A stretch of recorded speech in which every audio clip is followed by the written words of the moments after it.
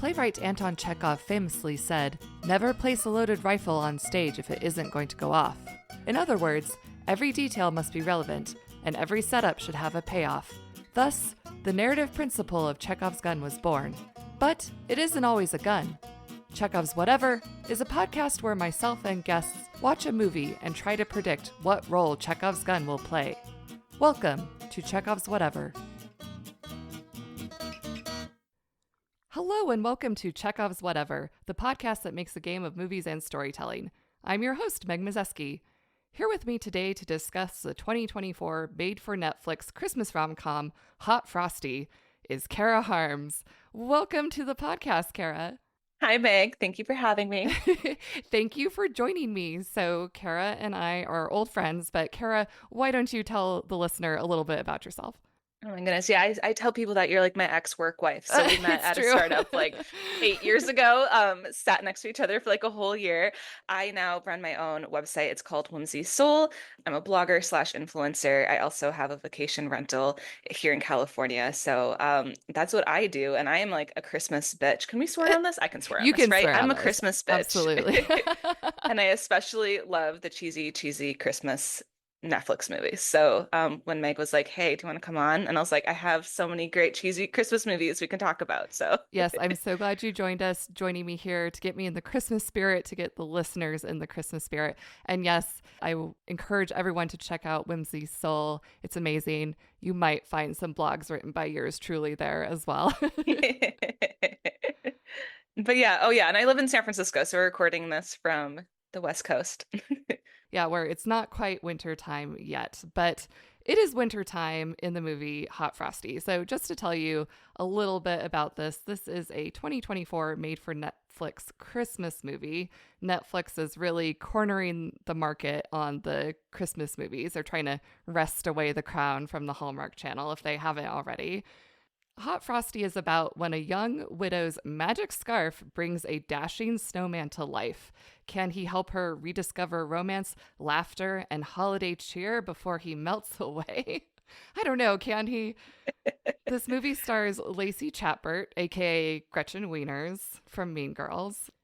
This also stars Dustin Mulligan, who you may recognize as Ted from Schitt's Creek. Also starring Craig Robinson and Joe Lo Truglio. Two great comedic actors, both in Brooklyn Nine-Nine and a million other things. Y'all probably recognize Craig Robinson from The Office initially. 100%. Yep. This was directed by Jerry Chiccariti, who also directed several episodes of Schitt's Creek. So I'm wondering if maybe he and Dustin Mulligan became besties or something, and that's why they're working together. That makes sense, because like he wouldn't have been like my first pick for a Netflix rom-com. Yes. I don't know. He kind of threw me off guard for a little at first, but that makes sense if they're besties. Yeah. Yeah. If they were like working together, they're like, "Hey, let's do a Christmas movie." Yeah. So you already touched on it a little bit. You said that you wanted to watch a Netflix Christmas movie. So can you explain why you're our Christmas bitch? Well, I think you nailed it on the head that Netflix is really going after Hallmark, and they're doing it so much better. You know, Hallmark's production quality is usually like subpar. And sometimes the storylines are good, but the acting is terrible. And my love for the Netflix Christmas movies started, I think it was 2017 when they came out with The Christmas Prince. That was kind of like the first year. I love That's like my Prince. OG. And then it kind of snowballed from there. And now they seem to be doing like 4 or 5 every year with really big names like Lindsay Lohan, and other people. But as we'll get into, I have like a lot of notes to point out when you're doing this. One of my favorite things that they do is they have built a whole little Christmas universe. So there's always references to at least 2 or 3 other of the worlds, which is just really fun when you get into it. So yeah, I love to get drunk and watch the Netflix Christmas movies every year. I had to watch this sober though, so I could actually take notes. So I apologize. I'm sure it would have been a a better experience if I had had a couple of drinks as well. Yeah, I did not have very high expectations for this movie, I will say. But, you know, I watched the trailer. I'm like, this looks cheesy. It's called Hot Frosty. I love a dumb concept. I'm in.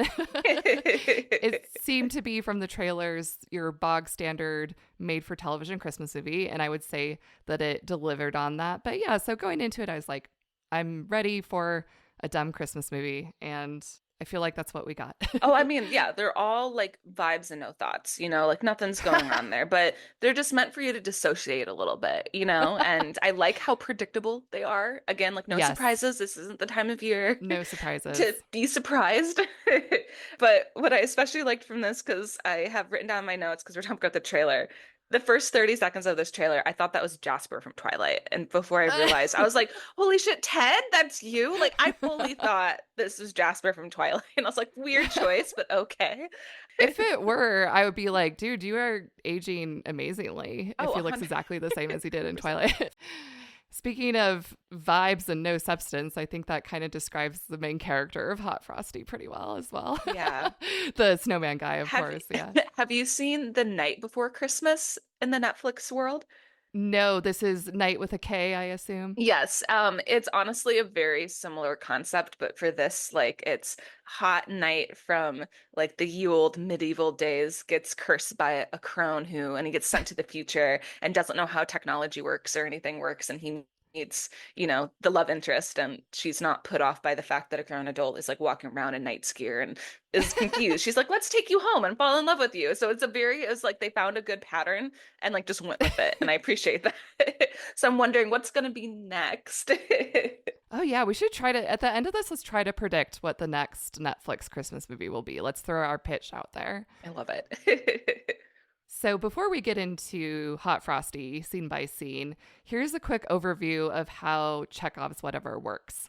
So, this is a podcast where myself and the lovely guest watch and review a movie that's new to us. We also play a little game where we try to guess what Chekhov's gun will be and how it will play out later in the movie.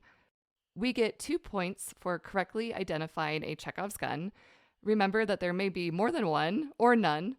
We also get an additional point for correctly guessing how that Chekhov's gun will pay off. And finally, we lose 1 point if we incorrectly identify a Chekhov's gun and its role. And then whoever has the most points at the end of the movie wins, and we will tally that at the end of the episode. And it sounds like we're in for a discussion about what Chekhov's gun is, which is great. I'm super excited. This is exactly why I wanted to have this podcast. So, diving into Hot Frosty, we start with a view of the downtown of the quaint little town known as Hope Springs. So Cute. Right away, we learned that the movie has no nuance whatsoever. There is a cheesy voiceover that says there are many fairy tales told of snowmen destined to bring magic to the right person, but the story's never been told like this. And we see a hat blown off a snowman, and it gets run over by a car. So subversive, right? I will say, like, I know that this gets run over by a car like 30 seconds in. I kept being sure that hat would come back into play. And spoiler, it does not. And like literally half my guesses are like, and then the hat comes back, but I should have known. It never comes back. But I'll just say that has a common theme. You'll just see me constantly You're trying like, to oh, weave maybe that bitch back in. In our next scene, we cut to an outdoor shot of a cozy home that's covered with festive Christmas decorations, and there's jingly bell music, but record scratch, there's an alarm beeping, and we quick pan over to a plain, undecorated home where we meet our main character, Kathy, as played by Lacey Chabert. With a sigh, Kathy turns off the alarm and she gets ready for her day. You can see that her home is a little bit shabby. It's obviously very cold in there. She has a space heater. She's bundling up in beanies and blankets and scarves. There's a hole in the stairs. The thermostat is clearly broken because next to the thermostat, there's a post-it note to herself that says, "Call the repairman today." It seems to be a long ignored note. And the scene ends with a lingering shot on a photo of Kathy and her late husband. I will say I do have my first official one to register after this. So amazing. Yes, as you're listening to it, she has like the radio playing, and that's when they're talking about the snow sculpture competition. So my guess was like that's where Hot Frosty gets his Christmas magic, and she's gonna put the top, I forgot the trailer. She's gonna put the top hat on the snowman, and very specifically, the Santa figure is going to make the magic happen. So it's important to note that the thing that my friend pointed this out to me years ago, that these Netflix movies, there's always Santa. And sometimes it is actual Yes. Santa, but it's usually a Santa figure. Sometimes it's an old man. Usually that person has white hair. They're like that old, like wise, like figure. So the Santa Yes. figure of the movie is going to help facilitate the Santa magic specifically. And my guess said it was with the top hat. Amazing. So do you want to call this Chekhov's top hat? Chekhov's top hat. I like it. Top hat, guess one. Perfect. And something else I did want to point out about this initial scene is that something I like to talk about on this podcast is movie tropes, Chekhov's gun being one of them, obviously. And something that we see in this opening scene is that it's very much an establishing shot. There's this Bible of screenwriting called Save the Cat. And in this screenwriting guide called Save the Cat, it talks about what beats movies should go through, what beats your screenplay should go through. And one of the beats that it emphasizes is that the opening scene should be in opposition to the closing scene, in the sense that they should show at the end of the movie what's changed since the beginning of the movie. So since we're seeing like her cold, sad, ramshackle home, that's an indication to the viewer that we're going to see a transformation in her life by the end of the movie. So I think that this is a good movie to watch for sort of screenwriting 101 tips. It does a very serviceable job of telling the beats of a story in a very predictable way, not in the most creative way. But it's interesting to see these tropes come up and how they're used. I agree. Also, I'm looking at my notes now and I realize I had another Chekhov's gun loaded in this intro scene too. It was just so exactly what you're talking about. I wrote, her house is freezing, so he's going to fit right in. He's not going to melt inside of her house. And he'll end up fixing the heat for her. And later they will find themselves snuggling in the newfound heat and have a love moment. So that is like what I thought, the lack of heat, he's going to fix it, or they'll fix it together, and that will bring them together at some point. Yes. What do we want to name this Chekhov's gun? Chekhov's chili love nest? Let's do that. I like that. I'm just coming up with these on the fly. They're not perfect. That's fine. So speaking of the Snow Sculpture Festival, Kathy passes by the Snow Sculpture Park on the way to her diner, which she owns, called Kathy's Cafe. Here at the cafe, she's very friendly with the cook, Isaac, and we see that she's friendly with everyone. She greets all of her patrons by name. She asks how they're doing. It's very clear that she is well known in the community and everyone loves her. So we know that she is the friendly, sympathetic main character. And I saw one synopsis of the movie describe her as someone who takes care of everyone else but herself. And I feel like this scene and the following scene are very much setting that up. I literally have that written down at some point. I feel like that's also very common in Christmas movies. Oh, 100%. Yeah. That's learning the lesson of to love yourself, which this movie has as well. Kathy leaves the cafe and makes her way to the neighboring thrift store. And directly outside the diner, facing the Snow Sculpture Park, we see Chekhov's Conspicuous ATM. This is my first Chekhov's gun. So this is how I identify Chekhov's gun, is if there is a strangely specific shot of something that makes me pause and say, why would they show the ATM? So I think that Chekhov's ATM, somehow through the magic of Christmas and through Frosty's magic touch, he will bring the ATM to life and it'll start showering Kathy with cash, and all of her financial woes will be over. Because at this point in the movie, I was under the impression that Kathy's home was in disrepair because she was struggling financially, because she couldn't make ends meet. That was my impression, that she needed a little help with her bank account. We see later that this is not the case in the movie, but that was my guess for my first Chekhov's gun. I totally didn't pick up the ATM thing, but now that you point that out, I can't unsee it. Like, why would you put that in such prominent feature there? Like, it's not Christmas magic-y. It's either really bad movie direction to have such a useless shot, or it's there for a reason. So I was that. You're smart. Also, let's rewind to the diner real quick. That's Chriselle from Selling Sunset. Did you catch that? The mom of the little girl. No, is this another Netflix movie? No, it's Selling Sunset is like a reality TV show about like fancy LA realtors selling like multi-million-dollar properties. I It's see. like kind of like Real Housewives, but in real estate.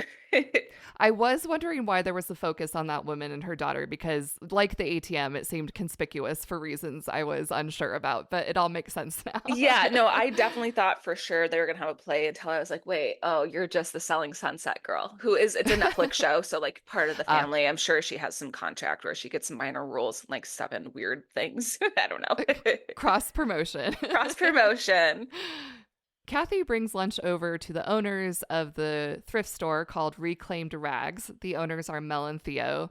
And speaking of there being Santa in a Netflix movie, for a second I was like, are these guys secretly Mr. and Mrs. Claus? But then I decided that maybe that's just too much Christmas to cram into one movie. So I changed my mind ultimately, but for a second I entertained the idea that perhaps they were the Santa Clauses. Meg, that is Santa. That is Santa. It's the woman. It's like, it's not actually like, she doesn't turn out to be like, I'm secretly Mrs. Claus, but they are representing specifically her is like the Santa magic. So you're totally right. I see. I at first thought maybe it was going to be Isaac because usually it's an older person, but it was the second I Yes. saw her in like her gray hair and like giving her things, I was like, that's Santa. That's a really good point. Yes, she is definitely the Santa stand-in in the movie. So speaking of her, Mel, she can tell that Kathy is still grieving her late husband. So she dispenses some advice and says to her, "You'll never find the warmth unless you venture out into the cold." Theme of the movie stated. This is another thing in Save the Cat. Usually someone who is not the main character will outwardly state the theme of the movie in the first act. So I feel like that's what we have here.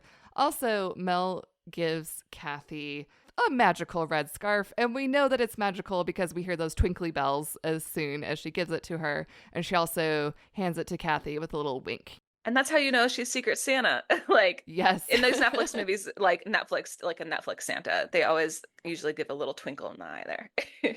The little magical twinkle with little twinkly twinkle. bells. Okay, well, my like Chekhov's gun biz, I wrote the story Santa. I had a guess that Kathy is going to be put out by her cold house, and she's going to remember that she said, like, I met my person by walking to the pub at night. So she's going to decide to go down to like the main street, like hotspot watering hole. That's where she notices the snow sculptures and puts the red scarf on Hot Frosty. At first, I was like, she's going to put a hot top hat on him. I was like, no, no, Kara, red scarf. What do we just learn here? Top hat is out. I'll not learn my lesson. But red scarf on Hot Frosty Ted, and the scarf will be magic and turn him into life because the Santa figure gave her the scarf. So perfect. Also, dick move for her giving away that scarf. We're jumping ahead, but like seriously. I know. Literally in the next scene, Kathy is like, I don't want your stupid scarf. Literally, it goes from that scene to Kathy walking through the sculpture park. And immediately she's like, I don't want this. She re-gifts the red scarf to said Hot Frosty. So she sees this very chiseled, shirtless bust of a strangely humanoid looking snowman. And she sees that all the other snowmen are wearing scarves. And I don't know, she thinks he's cold or something. I mean, those nipples were popping, so maybe. And she puts the scarf on him. When she puts the scarf on Frosty, there's also a little twinkle in his eye. She's like, that's weird. And she snaps a photo of him. And this is my next Chekhov's gun. Ooh. I'm calling it Chekhov's Snowman Snapshot. How I think this will play out later is that I think later in the movie, all of these things will have happened with her and this snowman brought to life. And she'll be like, wait a second.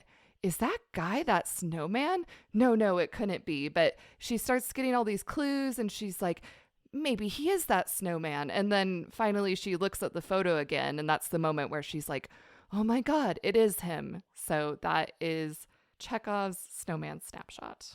I like it. I was just now thinking about how at first I was like, what a dick move for the scarf, giving away the scarf right away. But yeah. I think it's actually just the writer's attempt at showing even more that like Kathy will do everything for anyone but herself. She'll even give a scarf to a snowman who doesn't need one, but his friends have one. So she'll give everything away. Classic Pisces move right there. Help everyone before you help yourself. Kathy is so selfless. She'll give a scarf to a snowman. Exactly. It seems like an idiom in the making, yes. But as soon as Kathy leaves the snow sculpture park, a magical breeze swirls around the snowman and he springs to life. He's a real boy, or a real man, should I say, except that the scarf is, strategically covering the They naughty bits. glued that down well. I wrote that. I was like, props on the prop, or like not so much. I was like, man, you couldn't like loosen that glue up a little bit, but they they placed that well. I know, I'm like double-sided bra tape, spirit gum. What is going on What's here? happening here? I have questions. And the snowman is played by Dustin Milligan, aka Ted from Schitt's Creek. He throws his scarf over his shoulder jauntily, thereby exposing himself to a very startled elderly couple walking their dog down the street. The man is so shocked that he falls over in surprise, but the wife is a little bit more intrigued and trying to get a closer look with the awooga eyes. There's a lot of awooga eyes in this movie. I mean, when I'm that age, I plan to just be like very blatant about all of my feelings. So I aspire to be like her when I grow up. Embrace the inner cougar. Exactly. The snowman is startled by the couple's dog, and he somehow throws himself through the thrift store's plate glass window. He crashes into the thrift store, and he sees a pair of sleeveless coveralls, of all things, with a name tag that reads Jack, and he takes that as well as a pair of galoshes. So here I have a Chekhov's jacket. I thought that he is going to take the jacket, and the next morning when he's wandering around town or shows up at the diner, I thought perhaps maybe even Christmas magic would bring them together. He'd just like be walking down her street and she'll see him in front of her yard. Somehow Christmas magic would bring them together. And because the jacket looks a little bit kind of like a repairman's like jacket, but something that he would wear in the summertime, not winter, I thought that she would just assume he's a repairman and get him over to her house to repair the heat. Yes. I'm so glad you said that. I almost had that as well. I was like, Chekhov's coveralls. But the reason why I didn't write that is because I felt like I would have been cheating, because I read yet another synopsis of the movie that flat out said that he helps rebuild her home. So I knew that plot point was going to happen. So I was like, I feel like I can't write this down as a guess because I already know that it's going to come to pass. So I was trying to keep myself honest here. I appreciate that. I had to like look at nothing, no sources, because TikTok algorithm knows what I like. And even today I woke up with like 17 videos about Hot Frosty on my feed. So it's like, good thing I already wrote that down. I already watched it. I'm so happy to hear that. It's the next day, and Kathy sees Jack talking to his fellow snowmen outside in the sculpture park, and he's regaling them with this amazing thing that happened to him, how he's been brought to life. Jack recognizes Kathy instantly, which was a little surprising to me. I thought that he would maybe have snowman amnesia, like that he wouldn't realize he was a snowman or had been a snowman, and that he would just be like, where am I? Who am I? I mean, he is very babe in the woods. Like, he's very naive. He doesn't remember anything past, I guess, the day before when he was brought to life. But I didn't think he would be aware of the knowledge of being a snowman at all. And Kathy, of course, does not recognize him, because who would recognize a snowman? And it was like the mama thing. It's like, mama. It's like, I didn't give birth to you. Excuse me. Exactly. And he kind of tries to explain what happened to him. He says, you put the scarf on me, you brought me to life. I went from being made of snow to, quote, not snow. To which I said, is he made of abs, veins, anabolic steroids? I don't know, all of the above. She says he looks cold because, hello, sleeveless coveralls to show off those guns in the middle of the snow. And she ushers him into the diner. In the diner, Jack essentially is acting like a total weirdo. He's eating the jam out of the jar with his fingers, and Isaac, the cook, expresses his concern. Kathy replies that Jack is clearly delusional, but she doesn't think he's dangerous. No. Isaac is asking all the right questions. I wrote that down. I was like, keep asking those questions, Isaac, because what the fuck? You're just bringing this, like, mentally unhinged man in and coddling him? Like... Exactly. And to go back to what you just said about how he's like a little baby, how he sees her and is like, mama, mama. He is so childlike in these scenes. He is such a... He's such a naive. I can't remember the word. Anyway, he's like a little baby. He's either like a little child or he's like Doug, the dog from Up. Yes. He's like the embodiment of a golden retriever. So for all of those reasons and just his weirdo behavior, this is not working for me as a meet cute. I immediately have ick. I'm just like, this is the main couple. I'm supposed to be rooting for these guys. I just can't. Imagining him kissing her or vice versa is such an imbalance of personalities and relationship that I'm like, ew, no. I agree. I feel like Netflix did not deliver on like the type of meet cutes that they have in the past, because I agree. This was Yes. like it makes me not question Kathy. I'm like, Kathy, girl, like I know you're grieving, but like I know he's hot, but girl. Yeah, he's hot, but like It's like all of Carrie's friends in Sex and the City where they're like, Mr. Big's a dick. It's like that sort of thing where it's like, I'm not rooting for you now. exactly. Yeah. So questionable behavior, although I will say at this point, Kathy does not see him in a romantic light, but still questionable behavior, the way that she's acting towards Jack.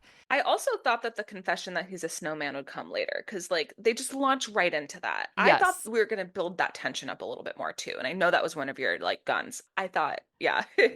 No, I completely agree. I thought that this was going to be one of the central tensions of the movie. Look, kind of like a mystery, like the characters have to figure out that he is a snowman. But it is not tension for very long. It is resolved rather quickly, almost in the next scene.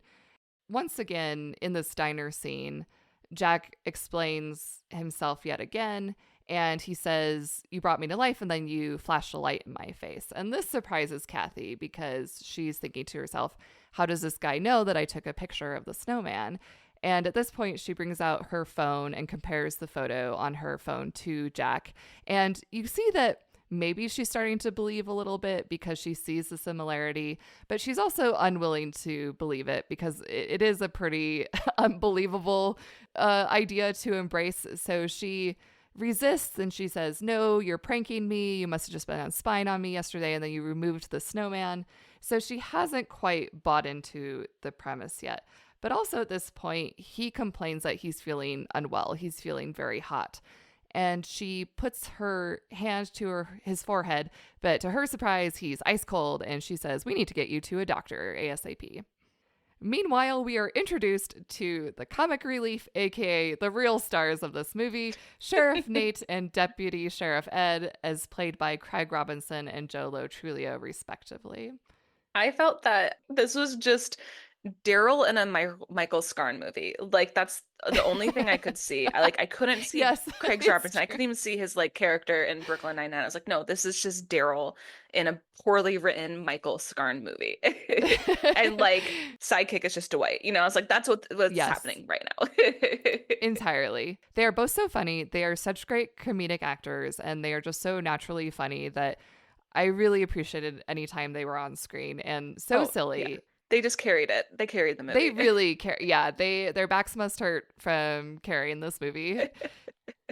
When we first meet Sheriff Nate Craig Robinson, he is scandalized by what he calls the recent crime spree in Hope Springs. There was the streaker that the elderly couple witnessed the night before, and also the break-in and theft of the clothes at the thrift store, all on the same night. He is very passionate about his job, as he demonstrates through song, and he vows to bring the perp to justice. He's a bored cop in a small town. Yes. Okay, so there's a very specific line where I don't actually know Daryl's character's name. I never paid attention. He's just Daryl in my notes. He mentions that a man is defined by his actions, and that really stuck out to me. So my guess is that Daryl is going to arrest Hot Frosty Ted, but Hot Frosty Ted is going to do some good actions around town. And Daryl, because Daryl said like a man is defined by his actions. So at the end of this, he'll realize that he is actually a good person and let him go. Because I do think that he's going to catch Frosty at some point and arrest him, or have some sort of conflict where he's trying to arrest him. And I think he's going to realize he's a good person because of this line. I think that is a very good guess. At the doctor's office, we meet Dr. Dottie, which is an appropriate name because this girl is Dottie AF. She is just, I would not trust her with my medical care, let's just say. No. No. She is also making the awooga eyes at Jack, also despite the fact that he's still acting like a complete child and, in fact, filling out a coloring book. Hello. Yeah. Like literally he's sitting on like in a children's doctor's office, clearly. Yes. Like yes. She has to put the thermometer in his mouth for him. Like yes. Though I did actually kind of like that because to me I'm still on this like classic Frosty. I was a big Frosty the Snowman OG cartoon. Like that's one of Yes. my favorite ones. And, his scarf and pipe and hat are all three very important motifs for Oh, that that's character. true. So I did kind of like how, to me, the thermostat sort of like represented a pipe. And then I'm like, just like a very quick thing, just in my head, I was like, this like his just kind of like looks like a pipe sticking out of his mouth to me. And then again, I was like, where's the hat coming in? I'm convinced now that this hat's coming back. Never happens. That's great. I think you might be giving the movie more credit than it deserves. I bet if it Usually. was intentional, that's a very clever allusion to the Frosty pipe. I like it. Yeah, speaking of the thermometer, Dr. Dottie is very flummoxed because his temperature is ice cold, but it seems like he's sweating. Or could it be that he is perhaps melting?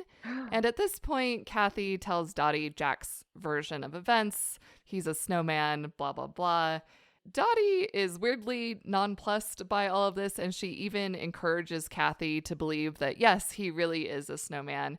And Kathy responds, and maybe I'm the queen of Aldovia. Mm-hmm. Christmas Prince reference. I know. I was like, I don't know if she's gonna get this because, like, I don't know how deep in the lore other people are of like the Christmas Netflix This world. is the one Netflix Christmas Cinematic Universe NCCU reference that I did get. I'm sure there were others, but there were two other ones. Yeah. Oh, amazing. Okay, be sure to point them out. For Absolutely. anyone who doesn't know, Aldovia is the country that the Christmas Prince takes place in. So that is when an American falls in love with the crown prince of Aldovia. He eventually becomes king. Yeah. Yeah, and then Dr. Dottie suggests that maybe Kathy should just take Jack home with her because he's got nowhere else to go. And you know what? It's Christmas. So she reluctantly agrees, but she does agree to bring this strange man home with her. Yeah, again, doctor friend, come on. Bad advice. No. I do have a Chekhov's gun to load. So the way that doctor friend was specifically pointing out how bad Kathy is at taking care of herself, this is when I'm like, okay, like Hot Frosty Ted's gonna also kind of remember that beyond just repairing the heat, I think he's gonna start taking care of her house and fix up her whole house because I don't read that spoiler article because Yes. I'm calling back now to when like, okay, it's not just her heat, it's like everything's broken in that goddamn house. So he's gonna fix all of that and teach her specifically how to take care of herself first. And I did wrote a sub note, and I don't know if these are one gun or multiple. Spoiler, a lot of my guns are very layered. But I wrote, this will be the fake tension of the show. She's going to kind of have a moment where she doesn't like that he's helping her. And you're going to almost think that this is going to be like the real climax tension between the two of them, but it's not going to actually be that big of a deal. I think they're going to have something more in store for us. That's going to be a little meatier. That's some Hallmark bullshit, that Hallmark would just stop at that tension, but I think Netflix has something more for us. Yeah, you have to have that third act misunderstanding or whatever to push the couple apart before bringing them back together. So Kathy, I would say, against her better judgment, brings him to her home and decides to distract him with screen time because, again, he is a literal child. As he's flipping through the channels on the TV, we briefly see Lindsay Lohan playing an amnesia patient, and Kathy says, "That's so funny. She looks just like a girl I went to high school with." I loved that line. Also, that's Lindsay Lohan in Falling for Christmas, another Netflix lore. So that is, I think came out 2 years ago. She is like a rich heiress to like a ski town mogul. So it takes place in Park City. And that is when she goes skiing and gets amnesia and can't remember who she is, and then ends up falling in love with the local innkeeper who shows her how to do basic chores because she doesn't know how to. But I love the double reference there. That like made me kick my feet and giggle. You're like the pop-up video of Christmas Netflix movies. Or like the little pin, like the Mr. Pin thing, like from the OG Microsoft. Remember when like the little pin thing would come up? Clippy. Yeah. Clippy. It looks like you're watching a Netflix Christmas movie. Another thing I wrote down is you haven't seen The Night Before Christmas, but again, they're just like taking the same plot line and repackaging it, where there's a whole scene where she takes the knight back to her cottage, shows him how to turn on lights, turns on the TV for him. He's distracted by like, a medieval like Game of Thrones sort of show, teaches him how to use the remote. And I just thought it was funny that like the exact same thing was happening. They did find replace night with snowman in their screenplay. And then they're like, job done. ChatGPT was like, let's just crank this out. Would not be surprised. At Kathy's home, Jack expresses how grateful he is to her for bringing him to life and for saving him. And he says once again, I love you. And she really pushes back on him this time. She says, no, you don't love me. And also, the more you use that phrase, the more you devalue it. Saying that you love someone should be reserved for someone or something special. And also, you can't just know you love someone so soon. It's something that takes a long time. Theme stated also. This is a theme that we keep coming back to in the movie. I do have 3 Chekhovs in this scene, but I'll let you finish talking about it. Quick fire. Okay, so I was really paying attention to what he was watching on TV. And I will say this is like a little bit of a callback to the night before Christmas, where I remember he got like really into some of the shows. So it's like, let me pay attention to what he's watching. So I think that beyond just repairing the heat, he's going to stumble upon like a home fix-it maintenance channel, and he's going to learn how to fix the house and start fixing the house without telling her. He also flips on like a baking channel, specifically showing snowmen cookies. So I think he's going to make her snowmen cookies at some point, and I was like, that'll be a little way that they have a little love moment. My second one is because there was a quick flash on the Christmas lights. So I don't know if we're wrapping this all up into like a TV's Chekhov or baking, like breaking them off. But I think on top of fixing things and baking, that he's going to put up a lot of Christmas lights, because call back to the front of the movie where we saw that her home is all bleak and has no holiday cheer. I think he's going to put holiday cheer on it. And the last one is they mentioned something about Hawaii. And he's like, ooh, can we go to Hawaii? And I just immediately thought of like Olaf from Frozen. And I was like, I don't know. It's just like, how are you going to go to Hawaii? Summer, but I think that made me realize like, okay, this is specific. Like, why are we throwing Hawaii in here? I have a feeling once the Christmas magic turns him back to a human, because we know he's going to end this as a human. Like, that's where this movie is going, that they will go to Hawaii. Or I think like with the ending scene, like the post-credit scene will be like them enjoying margaritas or something on a beach in Hawaii. So those are my 3 there. Yeah, those are all great guesses. I think technically the Hawaii comes in later, but there's so many TV watching scenes, it's hard to keep them all straight. Kathy leaves Jack at home with the TV as the babysitter while she goes to work at the diner. There at the diner, Sheriff Nate tells her about the crime spree and advises her to report any strangers new to town. So like you were saying, Jack is spending all of his time watching all these different TV shows. And when he's not watching TV, he's also poking around Kathy's house. He goes down into the basement and he finds all of these Christmas decorations that are collecting dust. He also sees a bunch of tools, and he comes across a pile of photos of Kathy with her deceased husband. He also finds medical records that reveal that Kathy's husband died from cancer. Later, Kathy returns home with new clothes that she's picked up for Jack, and he begins to strip immediately just for a little eye candy, and also, you know, as a little social faux pas. I thought the way he was standing just with like his jacket open just so looked like an underwear model, just like, oh, like, oh. Like, I don't know. It just made me laugh. And then immediately I was like, ooh, if they have sex while he's a snowman, that's going to be so weird. Like, how would you even feel about that? Uncomfortable for her, I would assume. That's not a feeling that, I don't know. It's like, But yeah, he's very much of like, here's my chiseled chest. Remembered I was in Schitt's Creek, so Alexis could have had this. Frosty the ab man, yeah.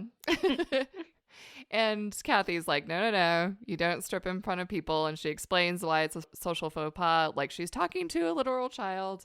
At this point, she's pretty convinced that the way this guy acts about nakedness, he must be the streaker that Sheriff Nate is looking for. She asks him, were you the streaker, and did you break into the thrift store? And he confesses, yes, it was he who did those things. She's not surprised, but she says, okay, well, Sheriff Nate is looking for you, and to avoid getting caught, you should just stay here at my house and lay low. So with all that out of the way, Jack is like, whatever, I've got this great surprise for you. Come into the kitchen with me. And he has prepared for her from scratch homemade pizza and eggnog. And he explains that he learned how to do this all so quickly and so expertly from watching TV.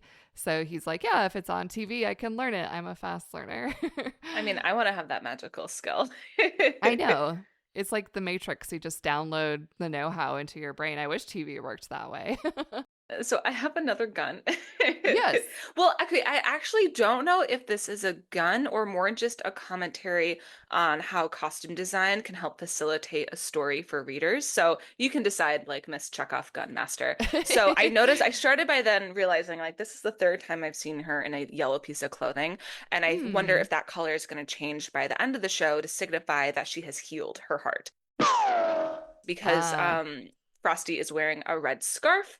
I'm wondering if she's going to start wearing more and more red clothing by the end of it. And at the very end mhm. scene, we see her fully dressed in red. So again, I don't really know if that is like a gun or more of just a fun way that set people use costumes to help signify things. You Yeah. know, like in Bridgerton, this most recent one, Penelope slowly started wearing more and more blue the closer she got to Colin because Yes. that signified she was becoming part of the Bridgerton family. So I've started paying attention to costumes more often.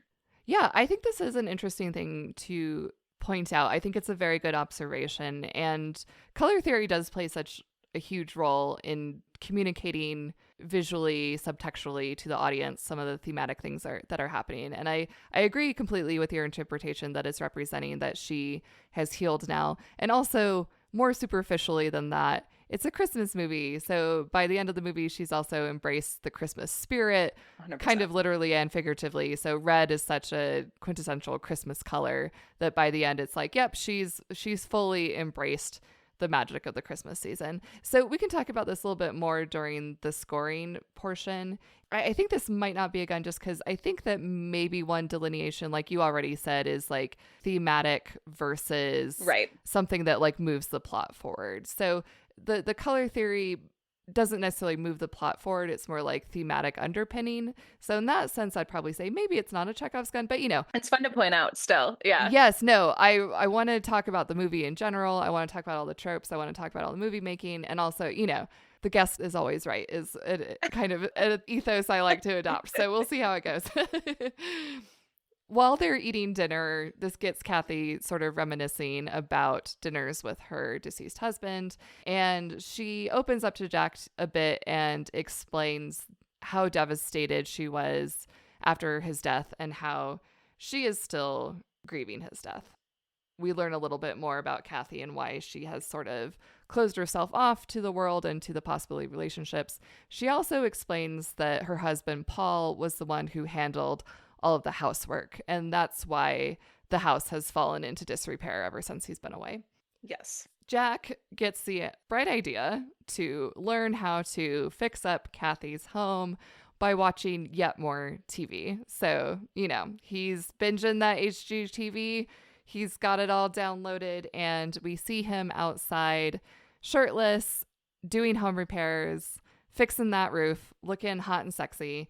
An older woman drives by. She also makes the awooga cartoon eyes at him. And in backing up her car to get another look, she backs up into a snowbank and gets her car stuck. Jack, ever helpful, comes over and asks, should I get behind you and push? And she is so thirsty that she's like, oh, yes. You can see her fanning herself. And yeah, he pushes the car. It's a simulated sex in a lot of ways, a lot of thrusting, a lot of moaning, a lot of sweatiness. And it was at this point in the movie that I thought to myself, I think a man wrote this movie. 100%. You can tell Yeah. because like the female has zero depth and common sense. Yeah. Yeah, Yes. 100%. So I looked up the credits, and yeah, sure enough, the writer on this movie is one Russell Handline. But something interesting about him is that 6 of his 7 IMDb credits are all Christmas movies. So he is like the go-to made-for-TV Christmas movie guy, apparently. I love it. I wrote down a couple of things. I do have a gun to register, but first, I love when the older woman, she's not old, the older woman Yes. says, I know your, basically like, I know your mom, get in the car. Like, she's like, but I know Kathy. And I just was like, that's how you get kidnapped, Hot Frosty. That is how you get kidnapped. Like, you're a literal child getting lured into this car with candy and the I know your mom line. Like, Jesus.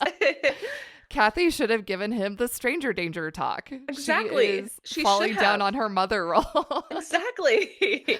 But I do have a gun. This is an amendment to my previous gun where the Daryl cop thinks that he's a nice person because he helps people out and he lets him go. I have a prediction that on top of him learning that he's a nice person, maybe by seeing it like in front of his eyes, the townspeople are going to come to his defense and prove to Daryl that Hot Ted has been helping them around town. Because I think he's not just going to help her, he's going to help a lot of people and Kathy. So I think that the townspeople are going to have a very big role in that gun. Okay, perfect. Among these townspeople that Jack is befriending, there are also this older woman. Her name is Jane. Jane's friends, or a group of cougars.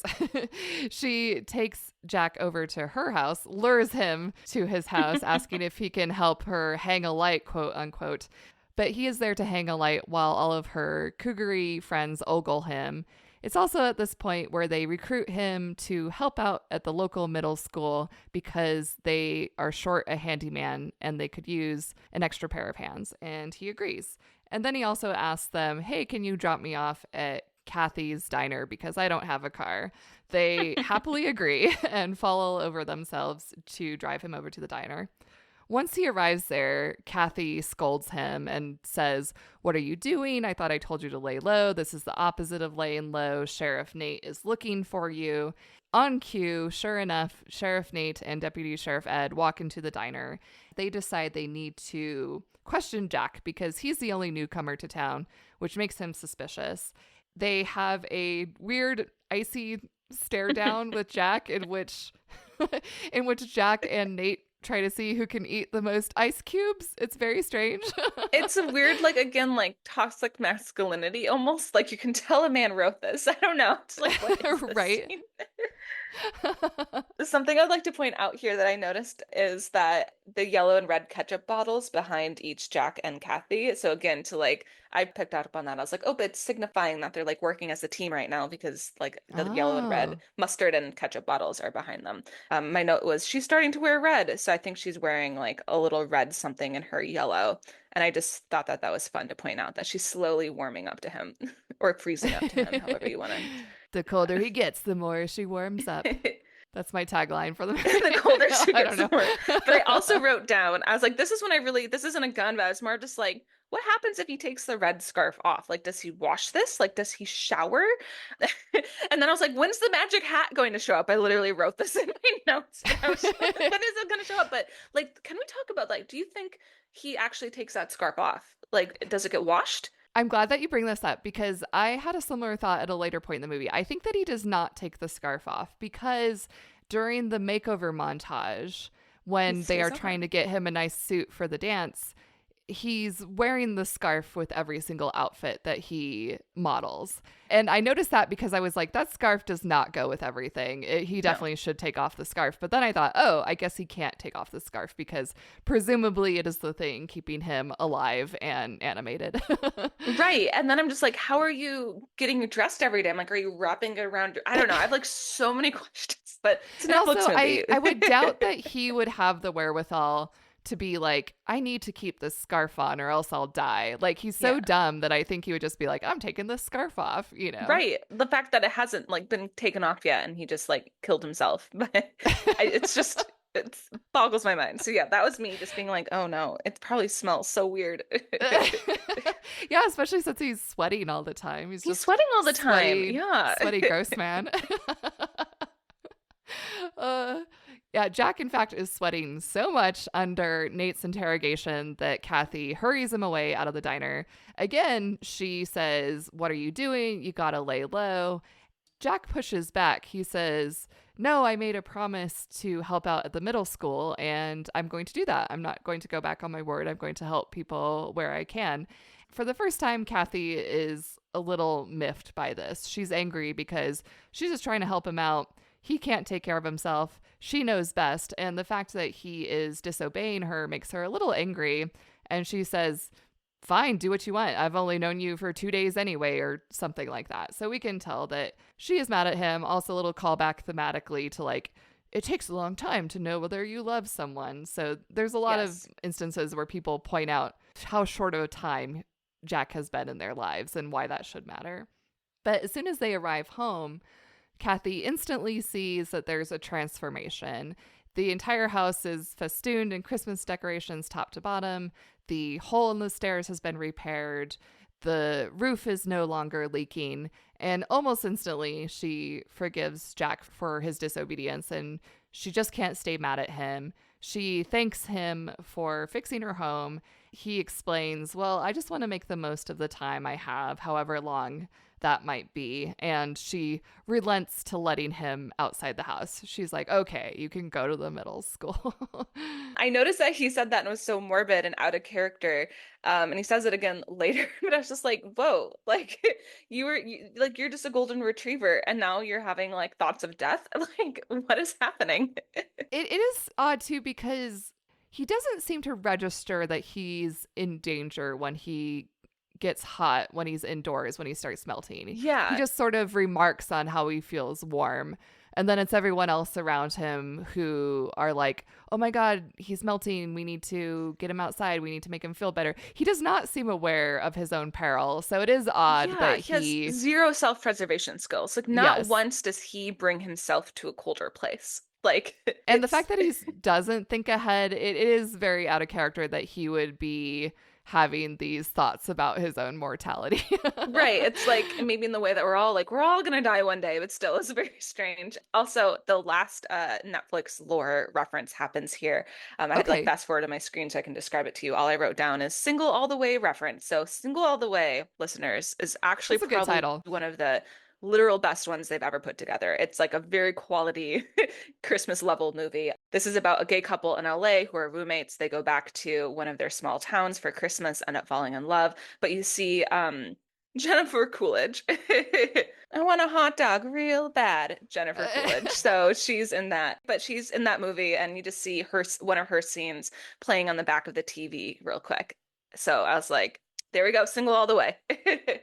Yeah, that's just one of the things one of the easy cop-outs Netflix does a lot is you'll just see in like bar TVs or like a quick little flash of someone's home TV, like little clips from their other movies. So I like that little tie-in. I figured that had to be a callback because you don't just put Jennifer Coolidge in a movie for no reason, but to be honest, I was too lazy to look it up. Thank you for the insight. I think that was it. Let me know if anyone caught any others. Another thing I do want to point out that the pillows on his bed are yellow and red pillows. So I keep seeing that color combo showing up. Nice. I wish I had noticed that when I was watching because that's always fun to keep an eye out for.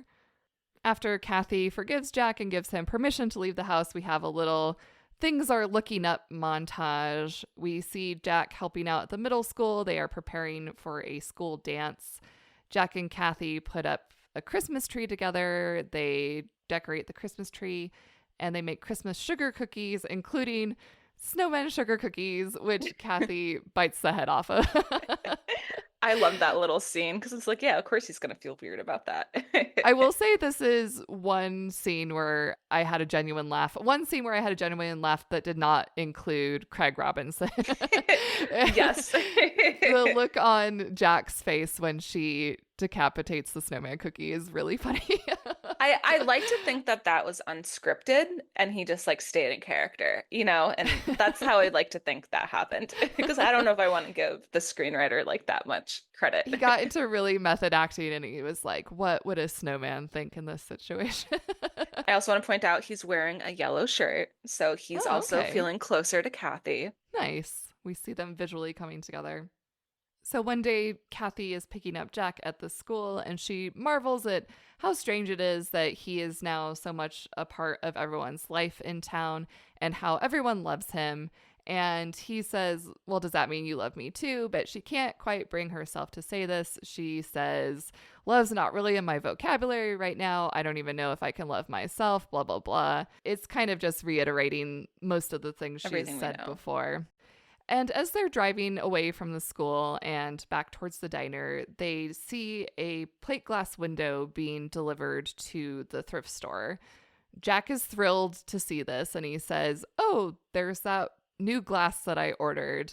with Kathy's Amazon account. So that was pretty funny too. Apparently he has unknowingly been spending all of Kathy's money on Amazon, which is pretty funny. Again, it's like a little kid who accidentally orders $3,000 worth of like Amazon Prime things or like App Store purchases. He's just a child. He's just a child. But I'm also very impressed that he knew what to get, you know, because I did a home renovation. I'm like, I don't know what type of glass to put in a store. Like, you'd have to very carefully measure that, like make sure it's the right type of glass that's like gonna like insulated, because this is a snowy place. Like, well, not insulated, but like multiple panes. I was like, how do you know? You have like frost for brains. What is going on? Under the cover of night, he got his tape measure and was measuring the window. He had to go in the middle of the night, 100%. Like, this man doesn't know when to go outside because he's melting, but he somehow knew a window to order. Don't buy it. Do not buy it. Come on, movie. Where's the believability? In a further effort to make things right, not only has he bought this replacement window, but he goes into the thrift store and confesses to Theo and Mel, the owners, that yes, it was he who broke their window and he stole the clothes, and he's so sorry. And is there anything else he can do? Could he perhaps also install the window for them? They are incredibly forgiving. They're basically like, no big, it's Christmas, you were in need, and it's all good now. So if they were ever mad at him, which it seems like they weren't, they instantly forgive him because, hey, it's Christmas. You know, Santa can't be mad at people. That's, again, to like reiterate, she's a Santa figure. Santa's never mad at you unless you don't bring him cookies. Yeah, the Santa figure just, wrote his name on the nice list, and that was it. I dig it. Later at the school, Jack overhears one of his students, Matthew, asking another student to the school dance, and this gives him the bright idea that maybe he should also ask Kathy out on a date. And who better to ask for advice than Deputy Sheriff Ed? So he goes to Joe or Ed and says, hey, I want to ask a girl out on a date. What advice can you give me? It's kind of just like a throwaway comic relief scene, but I thought it was worth mentioning just because it was kind of silly, kind of funny. They compliment each other in a very secure in their masculinity way. Like, no, you're a 10. No, you're a 10. I love your mustache. Again, clearly written by a dude, obviously.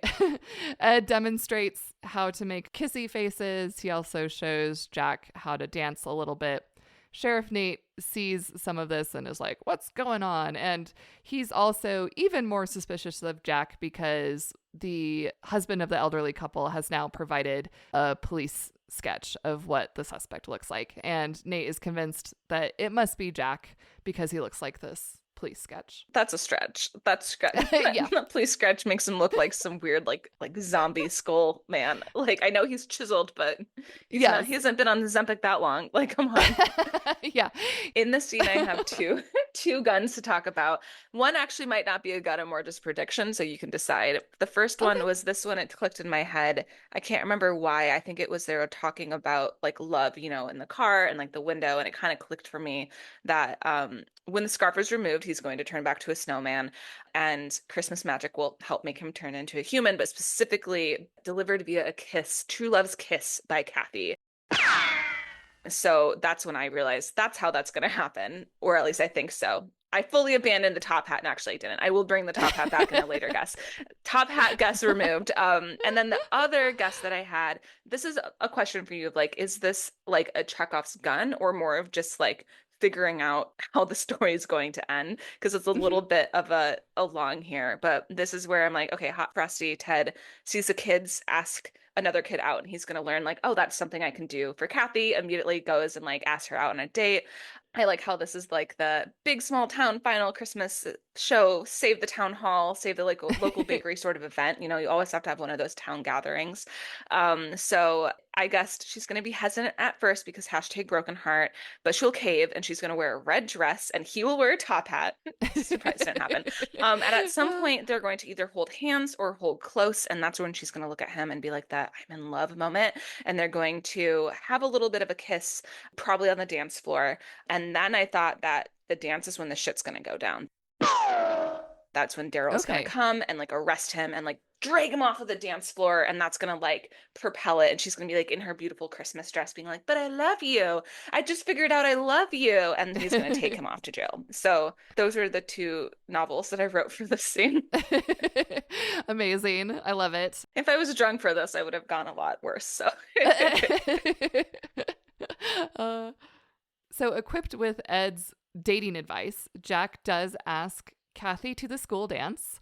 She agrees. And then this is where we have the makeover montage, because of fucking course we do. We have to have a makeover montage. And to be clear, this is a makeover of Jack, not of Kathy. So we see him in the clothes store modeling different suits, different suit jackets, but always with that damn red scarf. Yeah. I'm surprised like the person helping him dress wasn't like, take this off, buddy. Like I know, you would think he would. And then Jack was like, no, I'll die. I will die. And we also get a little Pretty Woman reference with the snapping the jewelry box closed on his fingers. I like that. I didn't catch that, but I like that. I liked the role reversal too, where I guess in this situation, Jack was the Pretty Woman character. So I thought that was cute. And now it is Jack's turn to make the Awooga cartoon eyes when he sees Kathy come out in her brand new red dress, ready for the dance. We know now that, yes, as you said, thanks to color theory, she has embraced Jack figuratively. Yes. And the way I was convinced she's going to reach under the tree and pull out a top hat and be like, here, let's complete the look. I was really sure that was going to happen, but it did not. We just want to make the top hat happen. Justice for the top hat. Release the top hat cut. Oh, where's the top hat? It's just such an important part to like the OG Frosty, but whatever. It really is. But at least we do have the scarf. The scarf and the dress match. We see them being all matchy-matchy when they go to the school dance. And when they're there, they're dancing. Of course, Kathy invites Jack to get a little closer, and at risk of melting, he does so. It looks like they're about to kiss, but they do not. They break apart because Jack has been rehearsing this flash mob routine with all the students. They all love him. They look up to him.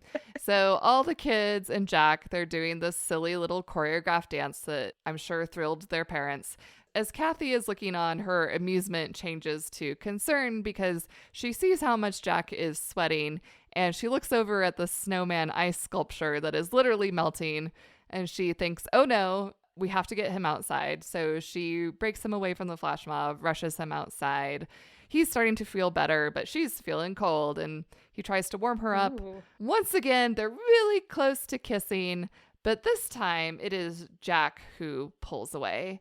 And he explains that he feels like he's being selfish by loving her, and he will only hurt her by leaving her behind when he, I guess, inevitably melts away. And this is something that he is aware of, apparently.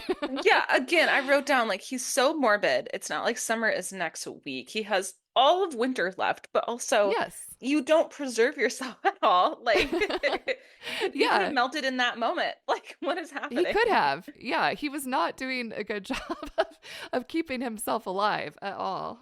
So Kathy is not yet ready to say she loves him back, but she does give him a hug, which is a big deal for her because earlier in the movie, she did not reciprocate a hug and said that she was not a hugger, but now she is, apparently. The next day, Sheriff Nate is walking around town patrolling Hope Springs when he notices an ATM outside of Kathy's cafe. And he also noticed that it has a camera pointed directly at where the streaking had occurred the other night. Crazy. I know, right? So helpful. Nate is very psyched. He's like, yes, I've got you now. And he is convinced that he's going to find the perpetrator.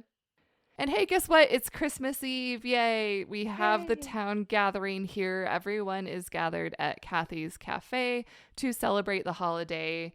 Kathy starts to give a toast to all of her patrons and townspeople assembled to thank them.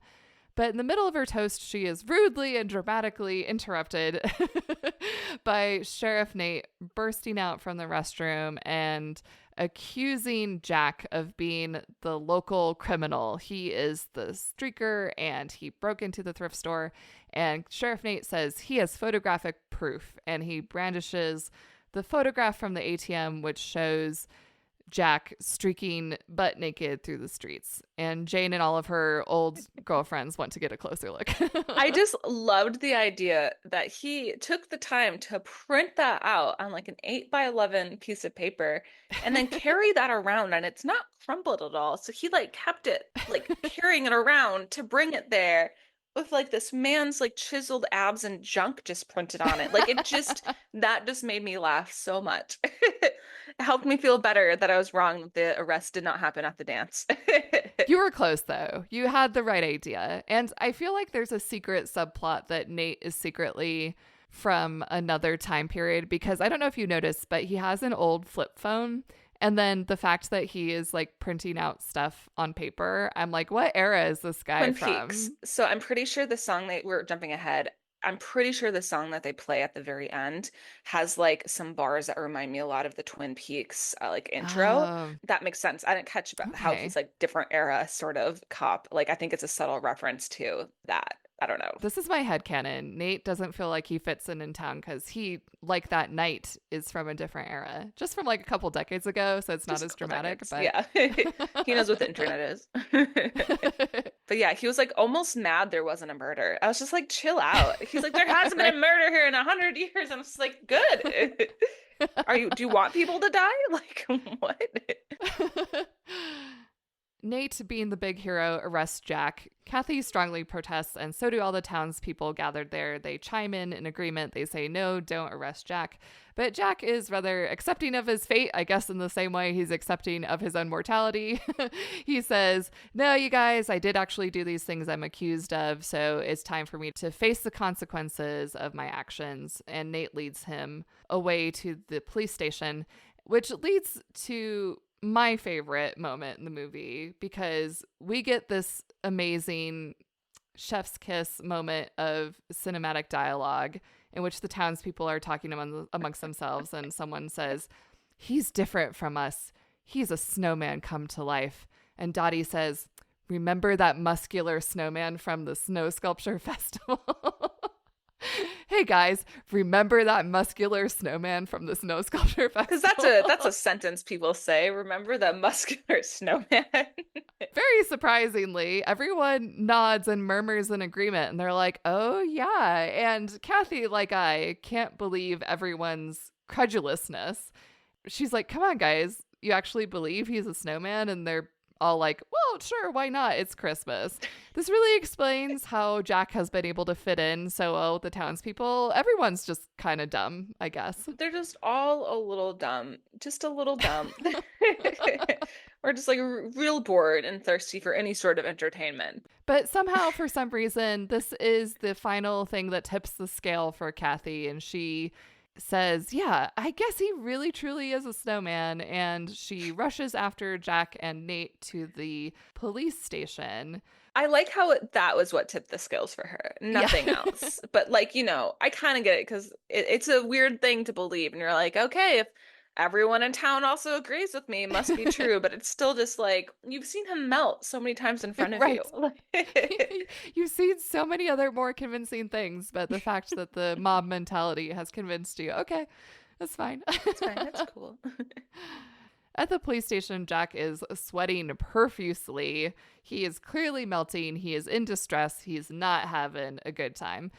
Kathy interrupts their interrogation and demands that Nate release Jack, but Nate says, nuh-uh, not unless you can pay his $2,000 bail. And by the way, I'm about to go home for Christmas, so unless you can pay the bail right now, I won't be back for at least 2 days. And this really concerns Kathy because she can see that there's no way Jack is going to survive in these conditions for 2 days. I mean, it should concern everyone, because what type of cop just throws any suspect, even a human suspect, into that jail cell with no food or water for 2 days? It is the 24th, and he doesn't expect to come back until the 26th. Are you fucking kidding me?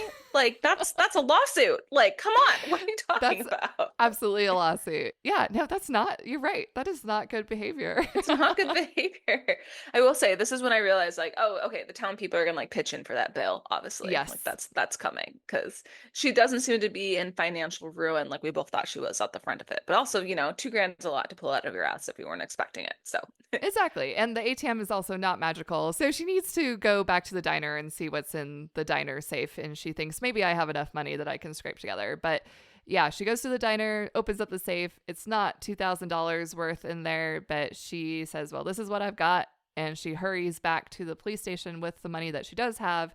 And she begs Nate. She says, please have mercy. This is all the money I have. But Nate is staunchly refusing. He says, nope, that's not $2,000. You're short.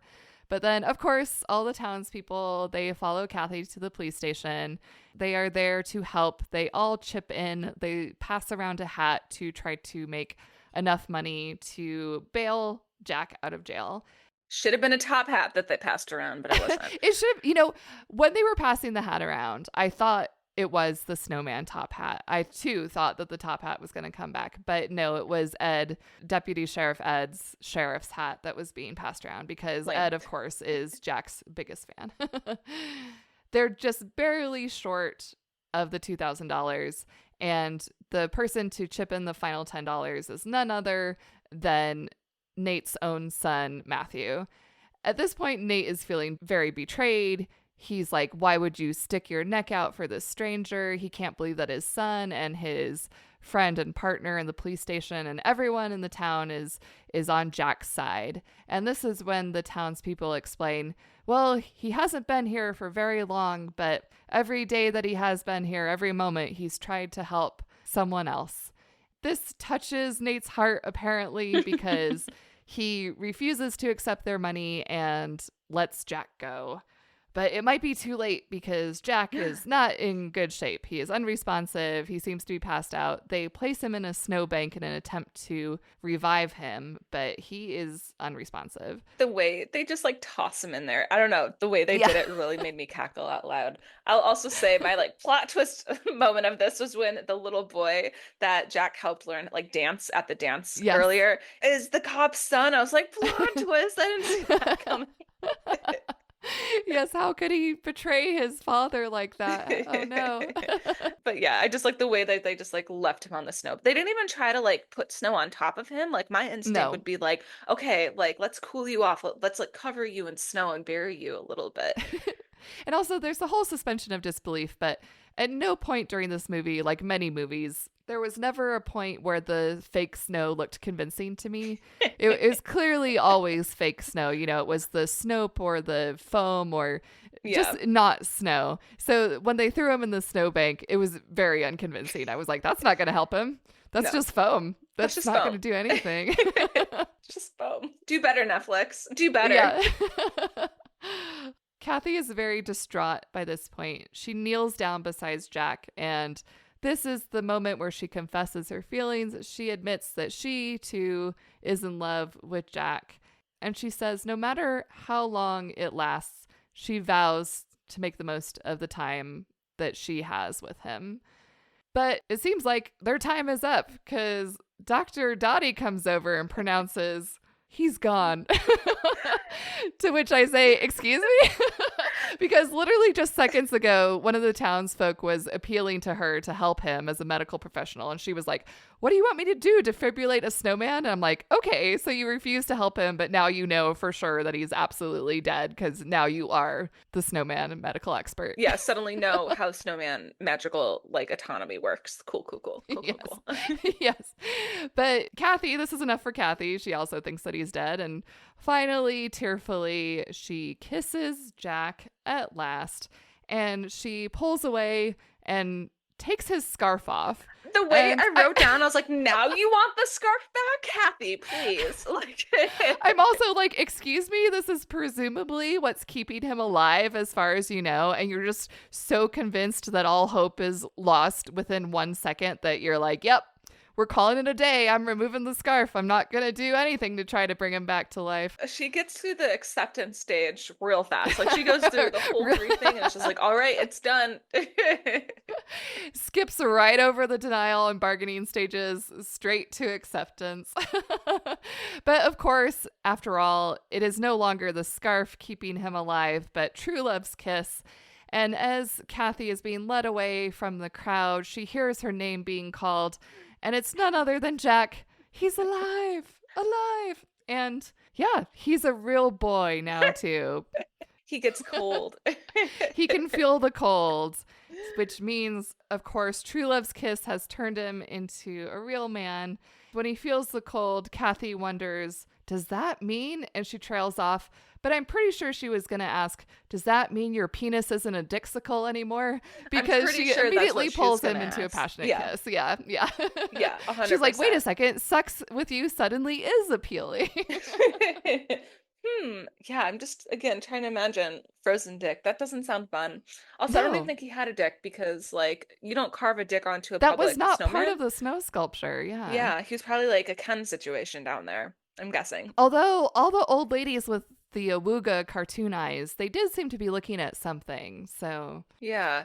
Good question. Chime off in the comments. Did he have a dick or not? This is important questions that we're asking.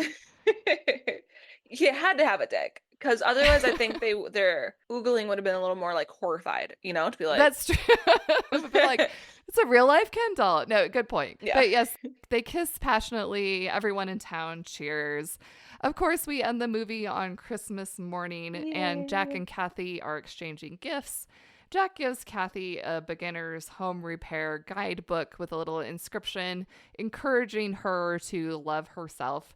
She accepts this gift and its message and pretty much immediately fixes the HVAC system, which, you know, like, go her, Christmas magic, I guess.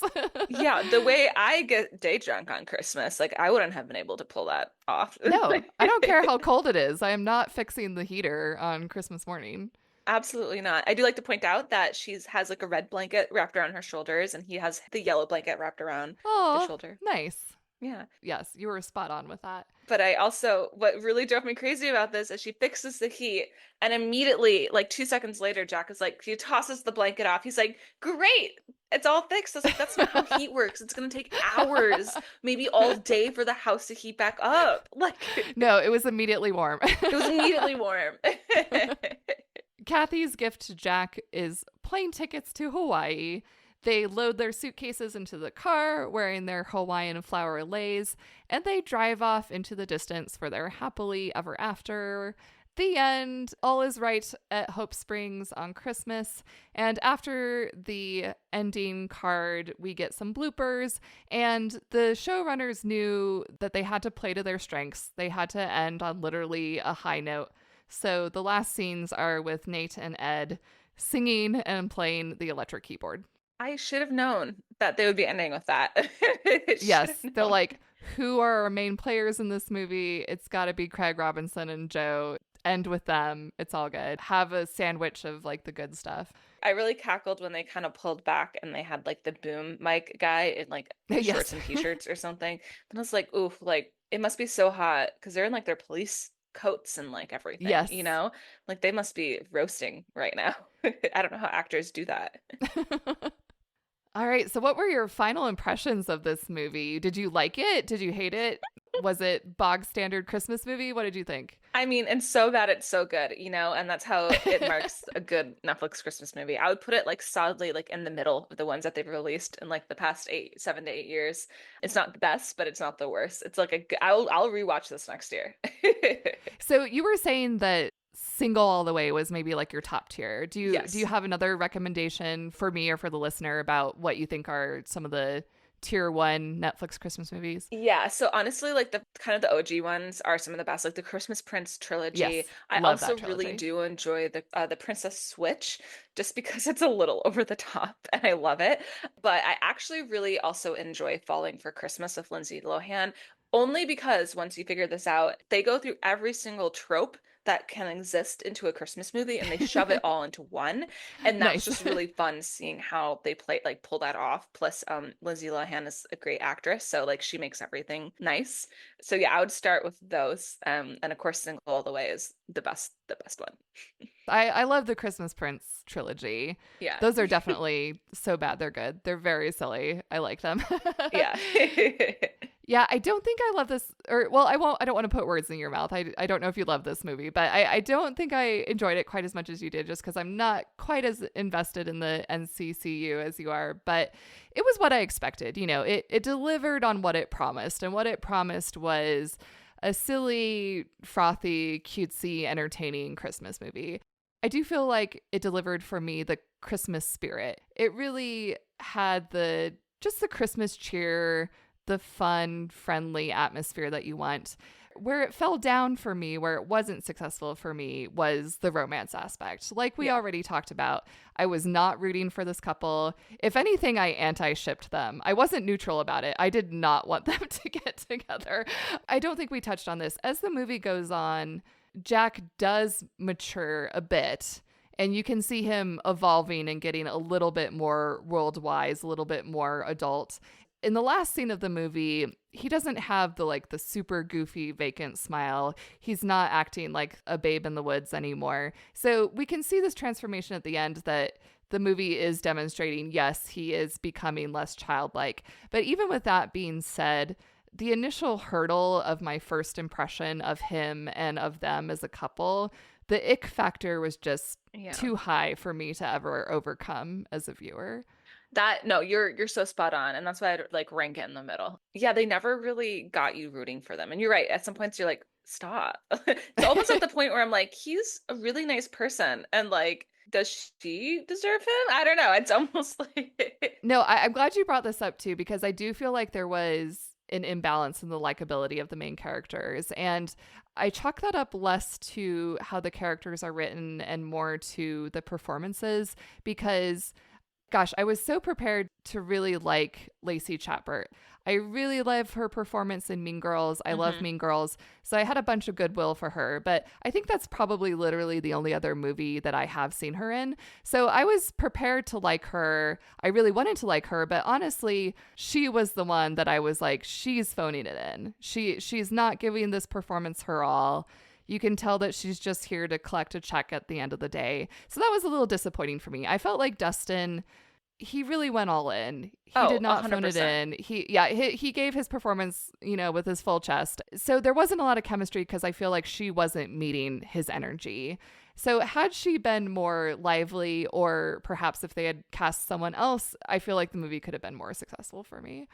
I agree with you there. Yeah, those are all very strong points. I will say, I think every target market watches while drinking a whole bottle of wine. So can't get too deep, but some of the other movies are actually like The Christmas Prince. You actually want them to like each other because they make each other better people. That's the thing. I can watch a pretty bad rom-com, but as long as at the end of the day, I want them to get together and I care about whether they get together, then I consider it rather successful overall. Yeah. But since I didn't feel that way about these two characters, it wasn't successful for me. And, it's a cheesy made-for-TV Christmas movie, low budget, but that doesn't mean that the performances have to be half-assed. I feel like really literally everyone else in the movie was giving it their all, especially Craig Robinson and Joe Lo Truglio. 100%. So, in comparison to their performances versus hers, to just sort of illustrate the moment at the very end where she realizes Jack is alive, where he says, Kathy, and he rises from the snowbank.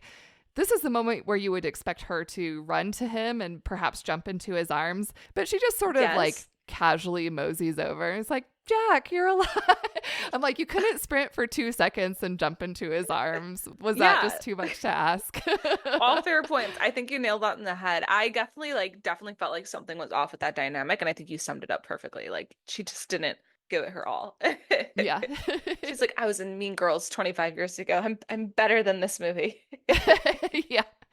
So, I certainly wouldn't recommend this movie to everyone, but if you want a dumb, cheesy, Christmassy movie, it checks all of those boxes. It's what's on the label. You'll get exactly what you expect. Exactly. Yeah. This has been a hard year, and just get drunk and watch a movie that's just going to make you feel nice at the end of it. Just associate for a little bit. Yes. All right. Shall we get into the game? Yes. All right. This is going to be interesting. I know. I was just I don't even know how she's going to rank these, because I don't know if all of mine are proper guns or more just predictions. So yeah, I'm curious how you're gonna. This is something we're gonna work out together. We'll Perfect. Talk it out. We'll decide. We'll see what we end up with. Yeah, let's get started. So our very first Chekhov's gun was Chekhov's top hat. You saw that top hat and you're like, that's coming back. I think we can agree that this one didn't have a payoff. Can we agree on that? Yeah, absolutely. I really wanted it. You were fighting for it. I appreciate the gusto. Yeah, so sadly, we're going to do -1 point for that because it did not end up being a Chekhov's gun. Next, we have Chekhov's chili love nest. And you were saying that you thought Frosty would come to her home, and that was this also the point where you predicted that he was going to fix the home, or did that come in later? Yeah, like the top hat was also wrapped up into the snow sculpture competition, sort of like that's where she finds him. And then next was, the house is freezing, so he fits right in, and he'll eventually fix the heat for her, and later they'll like be snuggling with the heat. I was really surprised that he wasn't more at home in her house, because I also thought that he was going to arrive at her house and be like, oh, I love it in here, it's so cold. So I feel like that was a missed opportunity from the movie. I really thought they were setting that up as well. They fix the heat together instead of he doing it for her, but they do end up like snuggling. But like it's sort of a joint effort, like he's helping turn the dial. So I don't know if that's like a full point or a half point. How about this? So just to remind everyone of the scoring system, it's 2 points for identifying a Chekhov's gun. It's an additional 1 point if you correctly guess what the payoff will be. And then it's -1 point for something not ending up having a payoff as a Chekhov's gun. So I think in this case, I think that 2 points sounds fair because you definitely you identified the setup and you identified that it would have a payoff.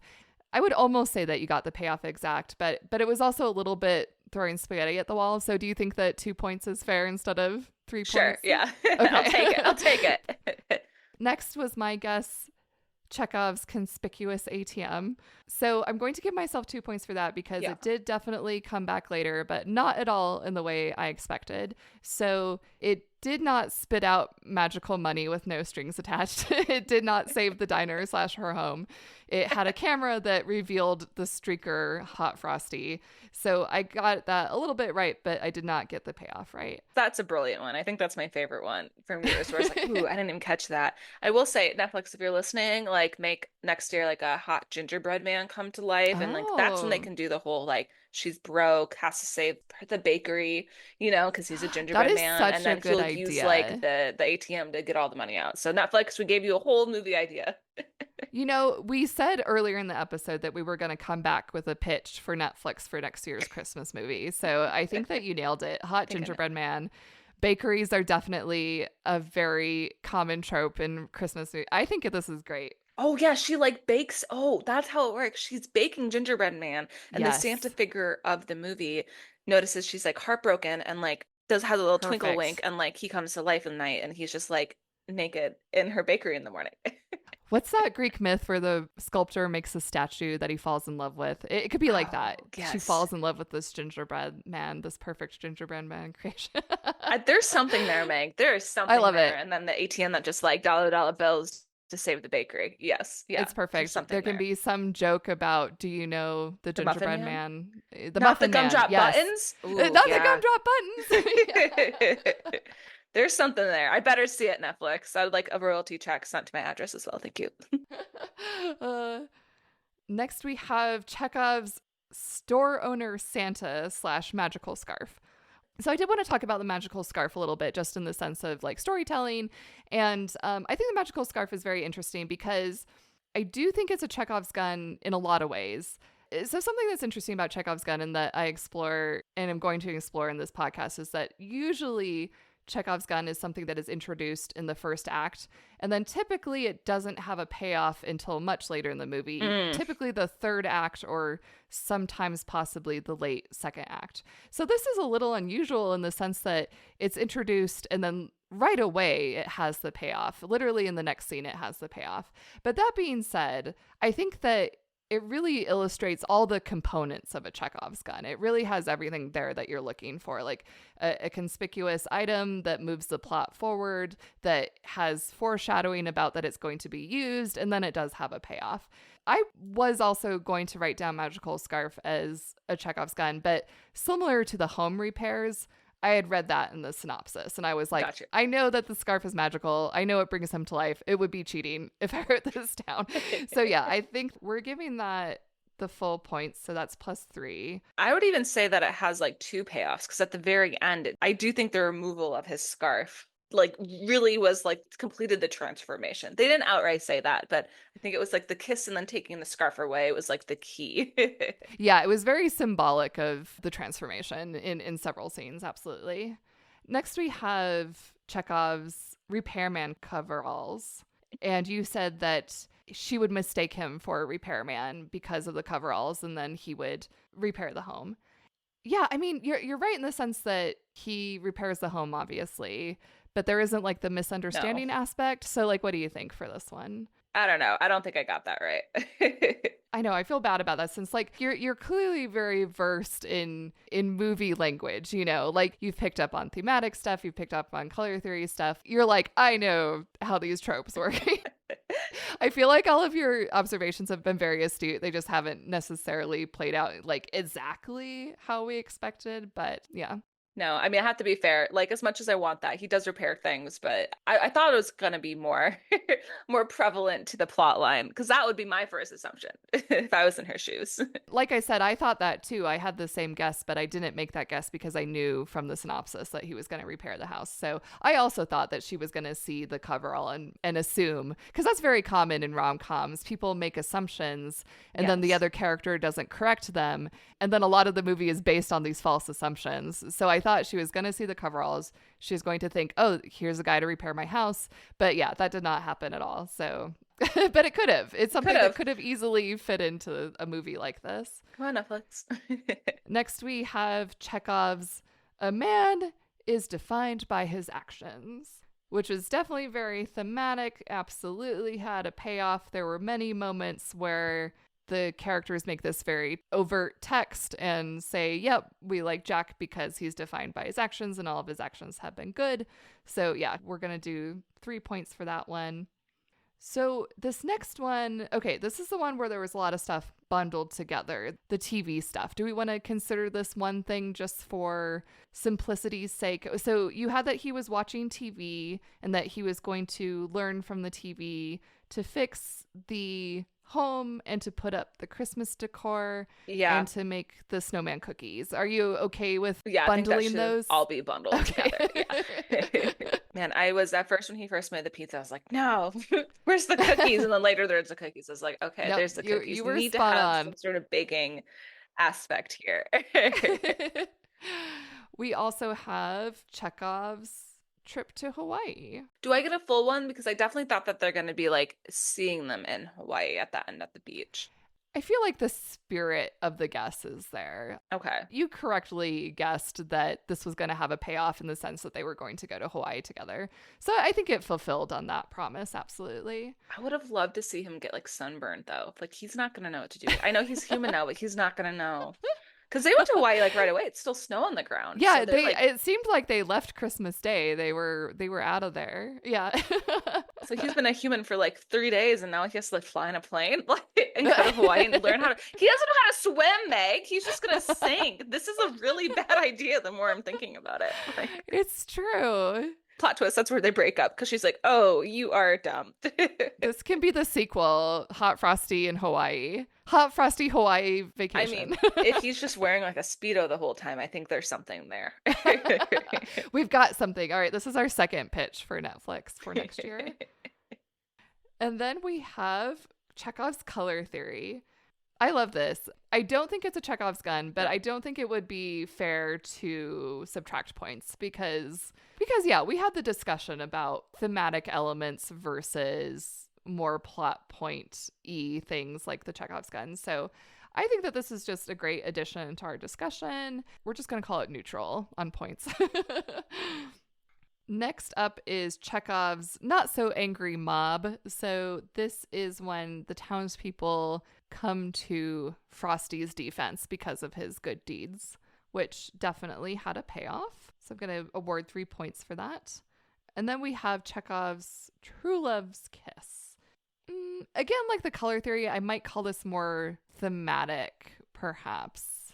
Yeah, you're right. Because you're right. Like now that I'm like fully grasping what a Chekhov's gun is, it's not like it was planted and the payoff happened. It's not like the secret Santa woman said something about true love's kiss and like planted that idea. Mm-hmm. I was just like, oh, obviously that's going to happen. So yeah. This is something about the podcast where I think after maybe like 100 episodes or something, I will have like a very definitive rubric for what Chekhov's gun is, but it is a little bit squishy. And that's why I like having different guests. That's why I like watching different movies, because I do think it's debatable. Not every Chekhov's gun necessarily has all the same elements. And another thing about the True Love's Kiss is why maybe I wouldn't call it Chekhov's gun is just because the guess was made fairly late in the movie. Yeah. And usually the seeds are planted more like in Act 1. So yeah, I guess I wouldn't award any points for that one. Should we subtract points or should we just have neutral? That's up to you, Mike. That's up to you. Oh no. This is like trial by fire, figuring out how my podcast works. I appreciate it. You're stress testing my podcast. I'm stress testing it. You know, I'm just gonna do 0 neutral points. And then I believe we just have one last Chekhov's gun, which was Chekhov's dance drama, where you thought that the school dance was going to be the moment where they had their confession of feelings and where the sheriff was going to dramatically barge in. And that did not happen. That did not happen. He does barge in just later, yeah. He does barge in. He does later. I guess I will do -1 just because. I feel so mean. Okay. No, it's okay. I also knew this going in because I was like, wow, I had a lot of guesses. That also means a lot of chances to be wrong. Okay, and somehow I forgot to mention my other Chekhov's gun when we were tallying up the points. So this isn't quite in chronological order. My other Chekhov's gun was Chekhov's snowman snapshot, in which I guessed that eventually later in the movie, she would be putting the clues together and she would come to realize that, yes, in fact, he was the snowman that she saw before and the photograph proves it. This is interesting, too, because ultimately it has some of the hallmarks of a Chekhov's gun, but I don't know if it is because it's introduced and then immediately has the payoff. So like we were discussing, we kind of anticipated that there would be more mystery about whether or not he's a snowman. And we were saying we thought that it would be much later in the movie when everyone would come to the realization that he was in fact a snowman. Yeah. But that did not end up being a tension of the movie. And they resolved this quite quickly, almost in the very first scene in which they meet each other. The whole snowman angle is revealed. So it did have a setup and it did have a payoff, but they were in scenes that were literally back to back to each other. It didn't move the plot forward in the way that a Chekhov's gun typically would. But it did help her get more on board with the idea that he's Frosty. It got her a step closer. It did have the elements of having a setup and then having a payoff and also moving the plot forward. But I guess where it fell off for me is that it didn't really move the plot forward in a meaningful way that I would have expected. And also the fact that the payoff was so close to the setup. So I guess I'd give myself 2 points for identifying the setup payoff situation, but I'm not going to give myself that last point because I don't know if it didn't really ultimately work in the way that I assumed it would. That makes sense. I would also be okay with not awarding myself points for that. I think you deserve I'm going to try to make it a fighting chance, although it's definitely not. You definitely won this one. Did I? Oh, yeah, for sure. Okay, I'm going to calculate points. Robot noises. Boop, boop, boop, boop. Okay, the scores have been calculated. I have 4 points. Woo. And Kara has 14 points. Oh, okay. Kara, you are our winner. Congratulations. Yay. I mean, it helps that I watch at least 30 of these movies every single Christmas season, so you came prepared. I'm very competitive, Virgo here. I need to win. Congratulations, and may the spirit of Christmas embrace you or something. I don't know. All right. Thank you again for joining me, Kara. Where can the listeners find you online? Oh man, you can follow me on Instagram at the Whimsy Soul, and on TikTok it's at Whimsy Soul. Also, we have our website, and you can find some of Meg's amazing cocktail articles on there if you want to craft up some of her recipes. If you want to get drunk and watch some Netflix movies. I do also have a whole blog post about my favorite Christmas movies that you can stream that I update after every holiday season. So if you're a Christmas bitch like me and you want more of my recommendations, you can go and search for that on my website. All right. Well, thank you, Kara. Thank you for listening, everyone, and Merry Christmas. Yay! Merry Christmas. Ho, ho, ho. Thanks for listening to Chekhov's Whatever. Go to chekhovswhatever.substack.com to follow along with the podcast. If you're enjoying the show, be sure to subscribe on your favorite podcast app and leave a positive review. You can also find video clips and full audio episodes on YouTube, so be sure to like and subscribe at Chekhov's Whatever. And finally, you can send email to chekhovswhateverpodcast@gmail.com. All right, let's end this show with a bang.